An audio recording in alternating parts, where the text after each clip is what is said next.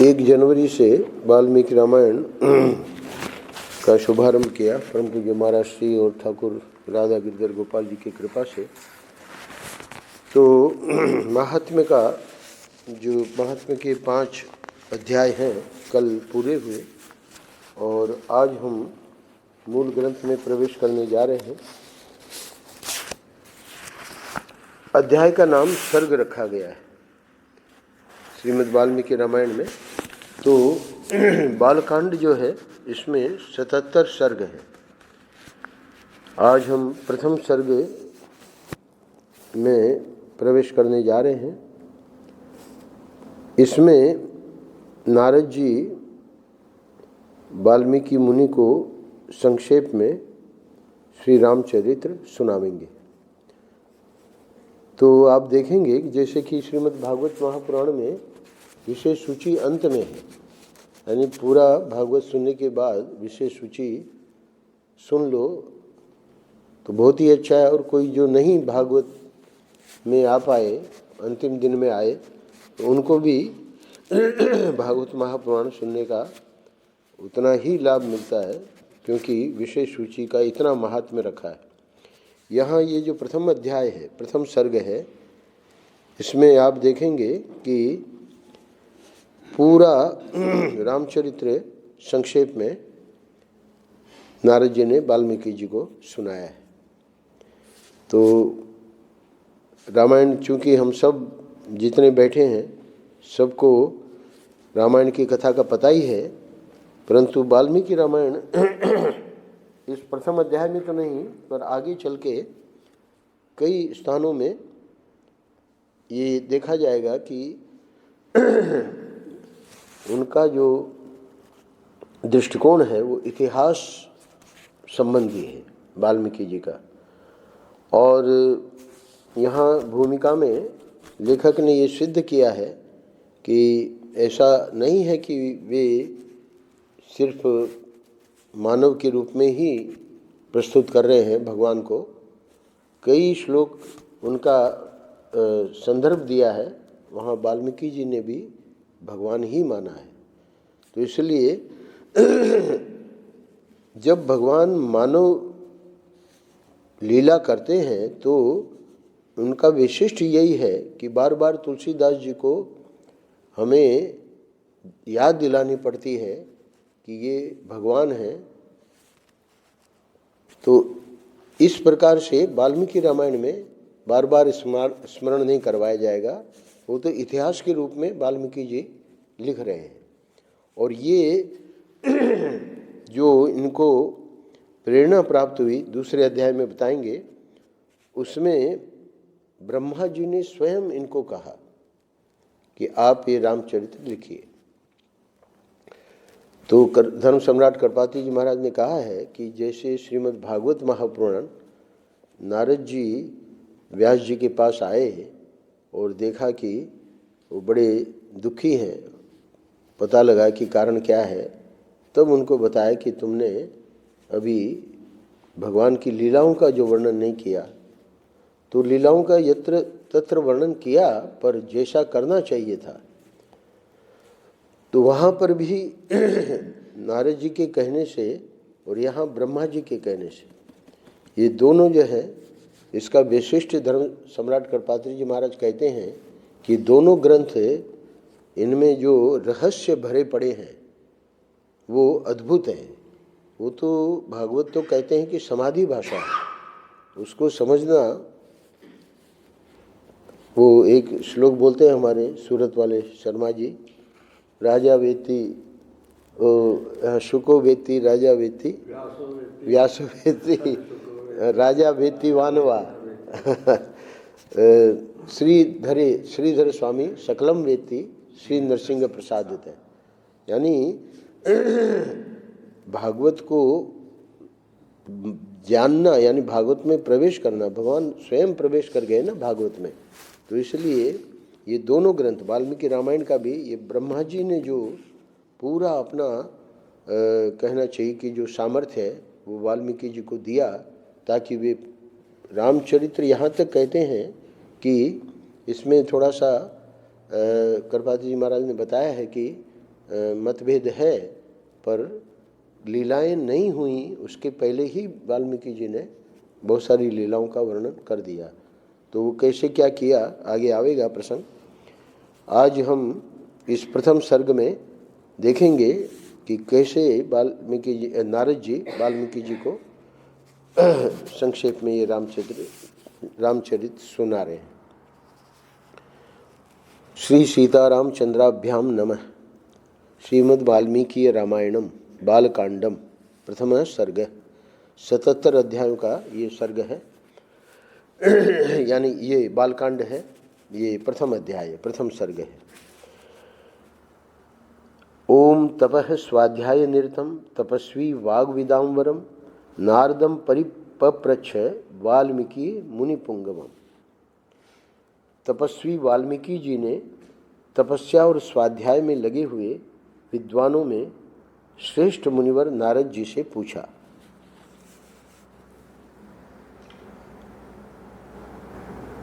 ये इनको दिया है यहाँ विशेषण वाल्मीकि जी को, तपस्वी वाल्मीकि जी। और किनको पूछा?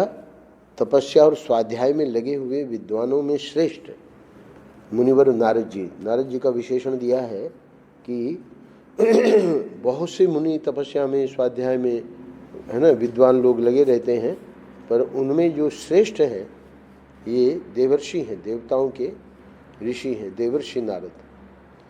तो क्या पूछते हैं? हे मुने, इस समय इस संसार में गुणवान, वीर्यवान, धर्मज्ञ, उपकार मानने वाला, सत्यवक्ता और दृढ़ प्रतिज्ञ कौन है? तो हम लोग कल्पना करें कि उस समय की बात है जब भगवान का अवतार हुआ था। तो वर्तमान में बातें हो रही है, भगवान का अवतार है और ये जानना चाह रहे हैं वाल्मीकि जी कि इस समय इस संसार में बहुत सारे प्रश्न हैं। गुणवान, वीरवान, धर्मज्ञ, उपकार मानने वाला, सत्यवक्ता, सदाचार से युक्त, समस्त प्राणियों का हित साधक, विद्वान, सामर्थ्यशाली, एकमात्र प्रिय दर्शन, सुंदर पुरुष कौन है? मन पर अधिकार रखने वाला, क्रोध को जीतने वाला, कांतिमान और किसी की भी निंदा नहीं करने वाला। यानी जितने सद्गुण, जितनी देवी संपत्ति की हम लोग कल्पना कर सकते हैं, वाल्मीकि जी सबको अपने प्रश्न में ले रहे हैं। तथा संग्राम में कुपित होने पर किससे देवता भी डरते हैं? हे महर्षि, मैं ये सुनना चाहता हूँ, इसके लिए मुझे बड़ी उत्सुकता है और आप ऐसे पुरुष को जानने में समर्थ हैं। तो इसीलिए शुरू में ही बताया कि ये जो नारद जी हैं ये मुनियों में श्रेष्ठ हैं, यानी देवर्षि हैं। तो इसलिए इनको सब ज्ञान है, तो भगवान के मन है, नारद जी के बारे में हम लोग जानते हैं। तो यही वही करते हैं जो भगवान चाहते हैं। तो यहाँ भगवान चाह रहे हैं कि ये वाल्मीकि रामायण जो है, मतलब ये रामायण जो है वो वाल्मीकि जी के द्वारा लिखा जाए। तो अब ये प्रसंग इस प्रकार शुरू होता है। तो महर्षि वाल्मीकि के इस वचन को सुनकर तीनों लोकों का ज्ञान रखने वाले नारद जी ने उन्हें संबोधित करके कहा कि अच्छा सुनिए, और फिर प्रसन्नतापूर्वक बोले। हे मुने, आपने जिन बहुत से दुर्लभ गुणों का वर्णन किया है, जितने वर्णन मतलब इन गुणों का हम देखें, हम तो झट से पढ़ गए एक ही क्षण में, पर एक एक गुण में वीर्यवान, धर्मज्ञ, उपकार मानने वाला है ना, कृतज्ञ लोग कितने हैं। किसी ने कुछ कह दिया, कर दिया हमारे लिए, हम लोग कहाँ कृतज्ञ रहते हैं? कुछ उससे गलती हो गई, उससे हमने शत्रुता कर ली। उपकार मानने वाला का अर्थ है कि अपने द्वारा उस सामने वाले के प्रति कुछ भी हो जाए, कुछ भी हम करें, उसको याद रखने की जरूरत नहीं है। उसने कुछ भी हमारे लिए थोड़ा सा भी कार्य कर दिया, उसको हमेशा जिंदगी में याद रखें। उपकार मानने वाला, सत्यवक्ता, एक एक गुण इसलिए कह रहे हैं कि जिन बहुत से दुर्लभ गुणों का वर्णन किया है। दृढ़ प्रतिज्ञ, सदाचार से युक्त। अपने वचन पर हम लोग कहाँ दृढ़ रह पाते हैं। वचन दे देते हैं, बाद में नहीं, है ना, हम आ जाएंगे कल। अब वो बैठा है बेचारा, प्रतीक्षा कर रहा है ना। यहाँ तक कि फ़ोन भी नहीं करते कि भाई आज नहीं आ पाएंगे। दृढ़ प्रतिज्ञ, वचन दिया है तो उसको पूरा करना ही है। सदाचार से युक्त, है ना, कैरेक्टर, समस्त प्राणियों का हित साधक। और कठिन है, पहले तो हमारा अपना ही हित हो जाए, है ना। तो समस्त प्राणियों का हित साधक कौन हो सकता है? संत अथवा भगवान। विद्वान, सामर्थ्यशाली और एकमात्र प्रिय दर्शन सुंदर पुरुष कौन है? इतना ही नहीं, मन पर अधिकार रखने वाला, क्रोध को जीतने वाला। इसीलिए नारद जी को कहना पड़ा कि ये दुर्लभ गुणों का जो तुमने वर्णन किया है, उनसे युक्त पुरुष को मैं विचार करके कहता हूँ, आप सुने। तो ऐसा क्यों कहा नारद जी ने कि मैं विचार करके कहता हूँ? बहु दुर्लभाश्चैव ये त्वया कीर्तिता गुणाः मुने वक्ष्यामि अहम बुद्ध्वा तैर्युक्त है श्रूयताम नरः।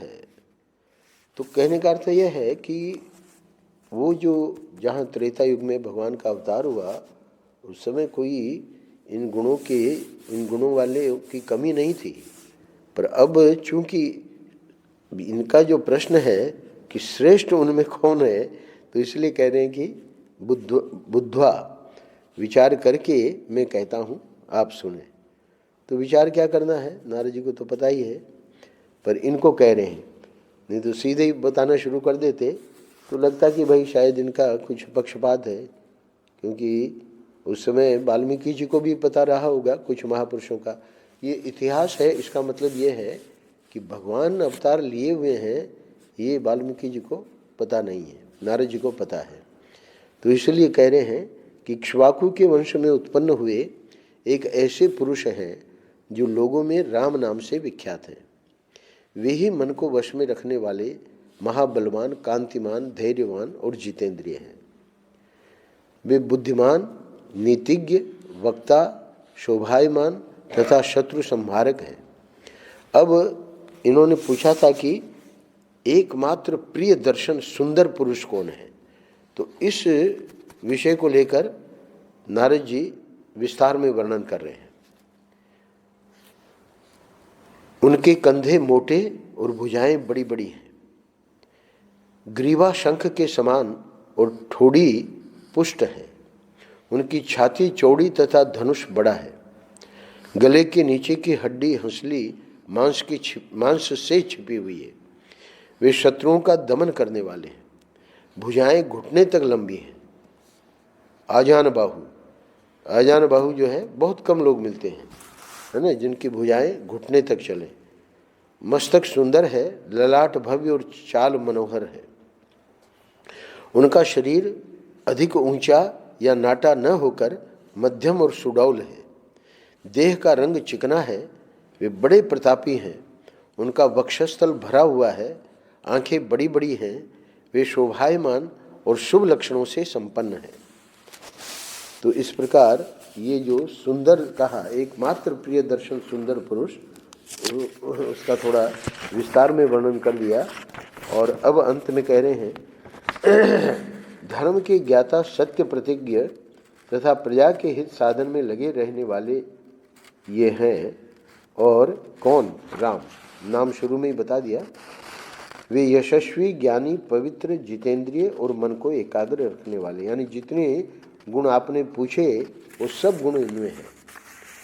अच्छा, प्रजापति के समान पालक, प्रजापति तो पूरी प्रजा का पालन करता ही है, तो उनके समान उपमा दे रहे हैं। पालक अपनी प्रजा के, राजा हैं मतलब। श्री संपन्न राजा हैं पर खजाना खाली है नहीं, श्री संपन्न। वैर विध्वंसक और जीवों तथा धर्म के रक्षक हैं। स्वधर्म और स्वजनों के पालक, वेद वेदांगों के तत्ववेत्ता तथा धनुर्वेद में प्रवीण हैं। वे अखिल शास्त्रों के तत्वज्ञ, स्मरण शक्ति से युक्त और प्रतिभा संपन्न हैं। अच्छे विचार और उदार हृदय वाले वे श्री रामचंद्र जी बातचीत करने में चतुर तथा समस्त लोगों में प्रिय हैं। इन गुणों से पता लगता है कि ये सामान्य गुण नहीं है। तो हम जो संतों में देखते हैं तो वहाँ ये उपासना जो संतों की है, तो उपासना के बल पे उन संतों में ये सब देवी गुण आते हैं। इसीलिए स्वरूप, स्वभाव और प्रभाव, स्वरूप में प्राणी मात्र सब सच्चिदानंद है, तो संत भी सच्चिदानंद हैं और ठाकुर जी भी सच्चिदानंद हैं स्वरूप में। स्वभाव में ये देखा जाता है कि संत में और अवतार में, भगवान में जो स्वभाव ठाकुर जी का है वही स्वभाव संत का है। तो इसलिए ये संत को इतनी बड़ी स्थिति कैसे प्राप्त हुई? उपासना से। तो उपासना में ही ये सामर्थ्य है कि सारे सद्गुण जो हैं वो संत में आ जाते हैं। और प्रभाव, तो प्रभाव में हमेशा ध्यान रखिएगा कि एक जो सबसे महत्वपूर्ण प्रभाव है उसमें संत और भगवान, ये दोनों में वो प्रभाव है, और वो है अज्ञान मिटाना। अज्ञान की निवृत्ति संत द्वारा भी और भगवान द्वारा भी। पूरी पीठाधीश्वर जी कहते हैं कि श्रीमद् भगवद गीता में भगवान ने जिज्ञासु को दो ही जगह भेजा। चौथे अध्याय में कहा तद विद्धि प्रणिपातेन परिप्रश्नेन सेवया उपदेक्षन्ति ते ज्ञानम ज्ञानिनस् तत्वदर्शिन। तो ये जो ऐसे श्रोत्रिय ब्रह्मनिष्ठ ईश्वर कोटि के संत हैं वो तुमको ज्ञान का उपदेश देंगे।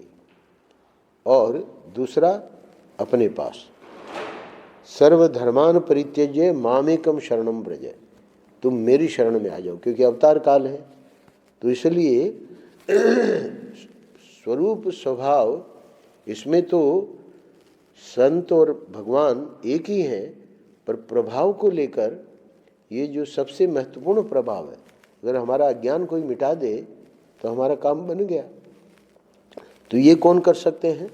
या तो स्वयं भगवान अवतार काल में, उद्धव जी का, गोपियों का, अर्जुन का, किन किन का नहीं किया। और आज भी हम उन ग्रंथों को पढ़ के, है ना, पर पढ़ने से नहीं होगा। अज्ञान मिटेगा जब महर्षि कहते थे जीवंत गुरु होना चाहिए।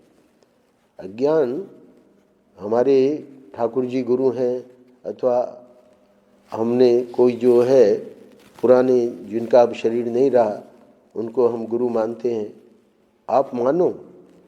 और ठाकुर जी जब गुरु हैं अथवा जो बहुत पुराने, है ना, गोंदावली महाराज का दत्ता उद्धव जी ने कहाँ दर्शन किया, वो मानते हैं उनको गुरु। तो ठाकुर जी करेंगे क्या कि इनका कल्याण करेंगे, पर कैसे करेंगे? वो किसी न किसी रूप में जीवंत गुरु ही ज्ञान देगा, यानी जिनके द्वारा उनका ज्ञान मिटेगा वो समझ जाएंगे कि ठाकुर जी उस रूप में आके और उन्होंने हमारा ज्ञान मिटाया। तो ये नहीं कहा जा रहा है कि भाई भगवान को गुरु मत बनाओ, अथवा कोई जो बहुत मतलब इस समय नहीं है बहुत से रामकृष्ण परमहंस को देखे ही नहीं है। आज भी बहुत से लोग हैं जो महर्षि को देखे ही नहीं पर महर्षि को गुरु मानते हैं। तो इसका अर्थ है कि उनमें ये सामर्थ्य है। ईश्वर कोटि के संत अथवा स्वयं ईश्वर, वो तो किसी भी रूप में हमारा अज्ञान दूर कर ही सकते हैं, पर जीवंत गुरु अज्ञान मिटाने के लिए चाहिए ही चाहिए। वहाँ भाव से बनेगा। और यहाँ जो है वेदांत में जिनको ऐसे सद्गुरु मिल गए हैं जो कि दुर्लभ हैं, श्रोत्रिय ब्रह्मनिष्ठ गुरु का मिलना, तो इसीलिए हमेशा हम माँ जी को कहते हैं कि जो हमारे गुरु हैं वही आपके गुरु हैं, और वो इसको जानती भी हैं, पर उनकी श्रद्धा है। बाकी हम उनका ये जो प्रणाम वगैरह लेने के अधिकारी नहीं हैं। तो ये हमेशा ध्यान में रखना है कि वे करेंगे हमारा काम किसी जीवंत व्यक्ति के माध्यम से ही, और वो व्यक्ति नहीं है, वो स्वयं ठाकुर जी ही उस रूप में, क्योंकि हमारी श्रद्धा है। अभी मैं ब्रह्ममूर्ति श्री उड़िया बाबा पे बोल रहा हूँ, वहाँ एक वाक्य आया है उड़िया बाबा जी महाराज का कि जो अयोग्य गुरु, अपूर्ण गुरु, उससे भी काम बन जाता है। किसका? जिसकी श्रद्धा है। तो इसका अर्थ क्या हुआ? वो जो है श्रद्धा हमारी है, वो काम करती है, क्योंकि परमात्मा तो सबके हृदय में है। तो इसलिए वो जो श्रद्धा है, पुराणों में कथा आई है कि परशुराम जी को बताया गया कि आप के गुरु दत्तात्रेय हैं और वे फला जगह पे है, आप जाइए और उनको गुरु के रूप में वर्ण कीजिए। अब जब वे पहुँचे परशुराम जी, तो दत्तात्रेय जी ने बड़ी लीला करी। दत्तात्रेय जी पहुँच गए पता लगाते लगाते कि कहाँ हैं दत्तात्रेय जी। परशुराम जी पहुँचे हैं और ये देखते हैं कि सामने बगल में उनके स्त्री है, सामने कुछ शराब वगैरह है। परशुराम जी ने जाके साष्टांग दंडवत किया, तो दत्तात्रेय जी ने मना किया, बोले देख नहीं रहे हो क्या है, यहाँ मैं कौन हूँ। अब चूंकि उनको प्रामाणिक पता लग गया था कि ये दत्तात्रेय जी ही हैं, उन्होंने कहा कि इससे हमको कुछ मतलब नहीं है। परशुराम जी ने कहा, अब वो क्या थी? वो उनकी लीला थी, माया थी। उसकी परीक्षा हो रही है शिष्य की कि श्रद्धा है कि नहीं। तो स्त्री और वो सब शराब सब गायब हो गई। तो कहने का अर्थ है कि श्रद्धा जब है तो श्रद्धा में, इसीलिए एक आनंद रस रत्नाकर में पीतल का लोटा वो हम लोगों ने पढ़ा, तो वो शिष्य ने कहा कि आपके मुंह से निकल गया है ना, तो ये जाके वो सराफा के यहाँ वो बेच आया सोने के भाव में। तो वो जो है उसकी श्रद्धा से ऐसा हुआ। तो कहने का अर्थ ये है कि वेदांत में तो जीवंत गुरु चाहिए ही चाहिए। तो इसलिए यहाँ कह रहे हैं कि वे अखिल शास्त्रों के तत्वज्ञ हैं। कौन? भगवान राम। वाल्मीकि जी बार बार भगवान शब्द का प्रयोग नहीं करेंगे। स्मरण शक्ति से युक्त और प्रतिभा संपन्न है, अच्छे विचार और उदार हृदय वाले वे श्री रामचंद्र जी बातचीत करने में चतुर तथा समस्त लोकों में प्रिय हैं। अगले श्लोक में कहते हैं कि जैसे नदियां समुद्र में मिलती हैं, उसी प्रकार सदा राम से साधु पुरुष मिलते रहते। वे आर्य एवं सब में समान भाव रखने वाले हैं। उनका दर्शन सदा ही प्रिय मालूम होता है। इसी प्रसंग में जो मैं बात सुना रहा था, महर्षि की एक बात याद आ गई। उड़िया बाबा जी महाराज का शरीर पूरा हो गया था। घटना आप लोगों ने सुन रखी है। महर्षि, क्योंकि बाबा कहते थे कि मैं गोवर्धन को जाऊं मेरे वीर अंतिम दिनों में, तो लोगों ने लीला स्मरण के बाद ये विचार किया कि हम लोग गोवर्धन चलें।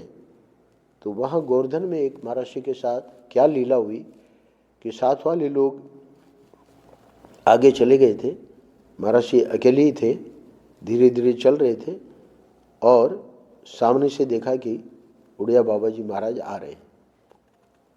महर्षि कहते हैं कि वो आए और हमको आलिंगन दिया और हमारे में लीन हो गए। तो इस प्रकार की घटना, यानी अब ये तो यहाँ तो मैं वो घटना सुना रहा हूँ कि महर्षि ने उड़िया बाबा जी महाराज का करीब करीब 10 साल से ज़्यादा पंडित शंतनु बिहारी द्विवेदी के रूप में और 42 से 49 तक अखंडान यानी सन्यासी के रूप में महर्षि को सानिध्य प्राप्त हुआ था। पर आप कल्पना करो कि ऐसी घटना जैसे दत्ता अवधूत जी हैं, तो उनके जीवन में ऐसा हुआ है। वो गोंदावले महाराज जी को सद्गुरु मानते हैं अपना, पर उन्होंने दर्शन दिया है सद्गुरु महाराज ने। तो ये जो ज्ञान सद्गुरु देते हैं जिनको हमने देखा भी नहीं, यहाँ तो देखे थे, और वो सच्ची घटना है कि बाबा महाराज आ रहे हैं। तो महेशानंद गिरी जी ने इस घटना को समझाया है कि जब शरीर पूरा हो गया तो फिर वो कैसे प्रकट हो गए। तो आज भी आप देखिए ठाकुर जी भक्तों के लिए है ना, नामदेव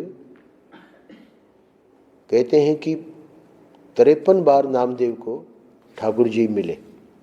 इसीलिए तो नामदेव जी को लगा कि मेरे को कच्चा कैसे कह रहे हैं, है ना। तो जैसे ठाकुर जी में सामर्थ्य है, मीराबाई, है ना, मीराबाई तो ठाकुर जी में, वहाँ द्वारका में आप लोग गए होंगे, तो वो जो विग्रह है उसमें मीरा लीन हो गई। थोड़ा सा साड़ी का पल्लू जो है उतना ही दिखा, मीरा का शरीर नहीं मिला। तो ये जो घटनाएं हैं उसमें समझाते हैं कि जैसे उड़िया बाबा जी महाराज का आना, तो ये तो ईश्वर कोटि के संत है ना, तो ईश्वर तो माया से कुछ भी कर सकता है, तो वो तो जब चाहे वो अपने को प्रकट कर सकता है। तो इसलिए इसमें आश्चर्य नहीं करना चाहिए। जो ठाकुर जी हैं हमारे गुरु, अथवा इस प्रकार के कोई संत जिनका हमको दर्शन ही नहीं प्राप्त हुआ है, वो हमारे गुरु हैं, तो हमारी श्रद्धा वहाँ काम करेगी। वे किसी न किसी रूप में प्रकट होके, है ना, या तो स्वयं उसी शरीर में अथवा किसी और के माध्यम से हमारे अज्ञान को मिटाते हैं। तो इस प्रकार हम देखते हैं कि ये वाल्मीकि जी वर्णन, नारद जी वर्णन कर रहे हैं कि रामचंद्र जी के बारे में कि अखिल शास्त्रों के तत्वज्ञ, है ना, स्मरण शक्ति से युक्त और प्रतिभा संपन्न है। जब तक व्यक्ति, इसलिए श्रोत्रिय ब्रह्मनिष्ठ सदगुरु के लिए कहा गया है, सिर्फ ब्रह्मनिष्ठ नहीं कहा, क्योंकि ब्रह्मनिष्ठ अपने में तो वो पूर्ण है, पर अगर वो श्रोत्रिय नहीं है, अगर शास्त्रों का उसको ज्ञान नहीं है, क्या कह रहे हैं राम जी के बारे में, अखिल शास्त्रों के तत्वज्ञ, तो वो सामने वाला जो जिज्ञासु है उसकी शंका का समाधान नहीं कर सकता। वो ब्रह्मनिष्ठ है, सामने वालों को श्रद्धा से लाभ तो मिलेगा, क्योंकि ब्रह्मनिष्ठ महापुरुष का भी मिलना दुर्लभ है, पर उसके साथ श्रोत्रिय होना इसलिए जरूरी है कि सामने वाले का अज्ञान मिटा सके। तो इसलिए मैंने कहा कि जो स्वरूप, स्वभाव और प्रभाव, तो प्रभाव जो है वो संत में, कौन से संत में, श्रोत्रिय ब्रह्मनिष्ठ ईश्वर कोटि के संत में और ठाकुर जी में, ये जो प्रभाव है अज्ञान मिटाने का, वो एक जैसा ही है। तो ये हर एक संत में नहीं है। जो श्रोत्रिय नहीं है वो, उसका श्रद्धा के कारण सामने वाले का, क्योंकि मोक्ष जो पुरुषार्थ है वो सबका गोल नहीं है। हमको जन्म मरण के चक्र से छूटना है। मुमुक्षु, अब महर्षि खुद बोले हमको एक भी जिज्ञासु नहीं मिला, तो महर्षि तो स्वयं श्रोत्रिय ब्रह्मनिष्ठ ईश्वर कोटि के संत हैं, पर वो अपना जो अनुभव सुना के जा रहे हैं 2.5 महीने पहले, कि जैसे उड़िया बाबा जी महाराज को शंतनु बिहारी मिले, वो उन्होंने ऐसे नहीं कहा, मैं कह रहा हूँ, ऐसे महर्षि कह रहे हैं हमको एक भी नहीं मिला। यानी मुमुक्षा कितनी दुर्लभ है। इसलिए रमणानंद जी ने जो बताया वो मुझे बहुत पसंद है, कि व्यक्ति को हाथ भी बांध दिए, पाँव भी बांध दिए, मुंह भी बांध दिया, बोरे में डाल के, और बोरे का भी मुंह बांध दिया, और जंगल में पटक के चले गए। चोर लोग थे, उसको लूट के। अब वो बोरे में कैसे छटपटा रहा है बेचारा, है ना, क्योंकि पता है कि चिल्ला रहा है, अंदर से चिल्ला नहीं सकता क्योंकि मुंह बंद है। तो अब उसके लिए तरीका क्या है, कुछ तरीका नहीं है, तो वो इधर उधर लुढ़क रहा है। किसान लोग ने देखा कि ये बोरा लुढ़क रहा है ना, तो उसके भाग्य से वो लोग उधर से गुजरे और उसको निकाला। तो वो जो छटपटाहट है, ऐसी मुमुक्षा कि हमको संसार में कुछ नहीं चाहिए। निर्वासन, तो ये निर्वासन की कोटि में पहुंचना ही अनेक जन्मों की साधना है। इसलिए बहु नाम जन्म नामन्ते ज्ञानवान माम प्रपद्यते, बहुत बहुत बहुत दुर्लभ है। जिज्ञासु बनना ही बहुत दुर्लभ है। तो इसलिए अच्छा, जिज्ञासु तो हैं, मुमुक्षु तो हैं, पर श्रोत्रिय ब्रह्मनिष्ठ महापुरुष का मिलना दुर्लभ है। तो इसलिए जिन लोगों को हम समझते हैं कि ये ज्ञानी हैं, है ना, ये संत हैं, श्रोत्रिय ब्रह्मनिष्ठ है, वो हमारी श्रद्धा है। कौन है श्रोत्रिय ब्रह्मनिष्ठ? जिसको शास्त्र बताते हैं, जिसको ऐसे पहुँचे हुए संत बताते हैं कि हाँ उसको ये चीज़ प्राप्त है। परम पूज्य महाराज श्री स्वामी चिन्मयानंद जी के बारे में कहते थे, मैंने 6 साल में और किसी महापुरुष के बारे में ये कहते नहीं सुना, सिर्फ उन्हीं के बारे में मैंने सुना, उनके पास चाबी है, ऐसे करके संकेत से बोलते थे। तो ये बहुत कठिन है। अखिल शास्त्रों का तत्वज्ञ होना, उस स्थिति में पहुंचना बहुत बहुत दुर्लभ है। नारद जी ने स्पष्ट कहा, महत संगस्तु दुर्लभो अगम्यो अमोघश्च। बहुत दुर्लभ है और आगे आ भी गए हमारे सामने तो हम पहचान नहीं पाएंगे, पर अमोघ है। यानी अगर उनकी दृष्टि हमारे पे पड़ गई या हमारा संबंध बन गया तो अब हमारा जो कल्याण है उसको ठाकुर जी भी नहीं रोक सकते, क्योंकि वो स्वयं ही ठाकुर है, जिनका सानिध्य हमको मिल गया, जिनकी दृष्टि हमारे पे पड़ गई। तो आज हम यहीं विराम देंगे। ये 15वां श्लोक फिर से एक बार सुन लीजिए। वे अखिल शास्त्रों के तत्वज्ञ, स्मरण शक्ति से युक्त और प्रतिभा संपन्न है। अच्छे विचार और उदार हृदय वाले वे श्री रामचंद्र जी बातचीत करने में चतुर तथा समस्त लोगों के प्रिय हैं। नारायण नारायण नारायण नारायण। श्री राम जय जय राम।